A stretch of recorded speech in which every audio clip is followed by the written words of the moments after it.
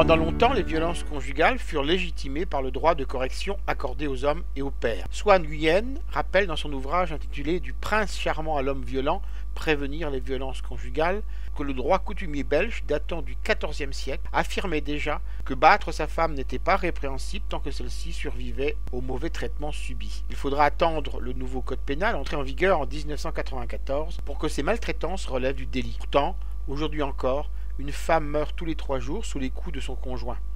Les actes posés vont de l'humiliation répétée jusqu'au meurtre, en passant par les coups, la torture, le viol, la contrainte à la prostitution, auquel se rajoute le suicide de la victime poussée au désespoir. La stratégie de l'agresseur peut prendre plusieurs formes successives ou cumulatives.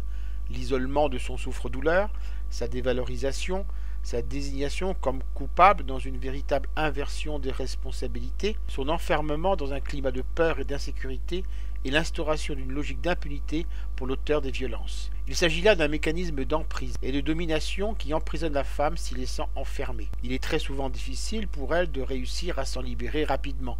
Les ruptures successives sont autant de petits pas lui permettant de cheminer progressivement vers une séparation définitive. L'homme violent est lui-même persuadé de la légitimité de ses comportements. Il veut soumettre et détruire pour se prouver à lui-même qu'il est fort, alors même qu'il est faible, immature et que gît en lui un enfant en souffrance. L'escalade dans laquelle il s'engage commence par des violences psychologiques, qui deviennent ensuite verbales, avant d'être physique. Il est contre-productif face à ce type de situation de vouloir précipiter les choix de la victime ou d'imposer ses propres convictions. Il faut au contraire respecter son rythme et ses souhaits en se montrant disponible et à l'écoute tout en reconnaissant ses propres limites d'intervention. L'auteur ne se contente pas d'un état des lieux particulièrement bien construit, elle cherche aussi à identifier les causes, avec comme hypothèse centrale une éducation sexiste qui encourage les garçons à se battre et les filles à se taire. À l'appui de sa démonstration, des textes de chansons traditionnelles et 10 pages de citations et de proverbes chosifiant les femmes accusées d'être vénales, infidèles,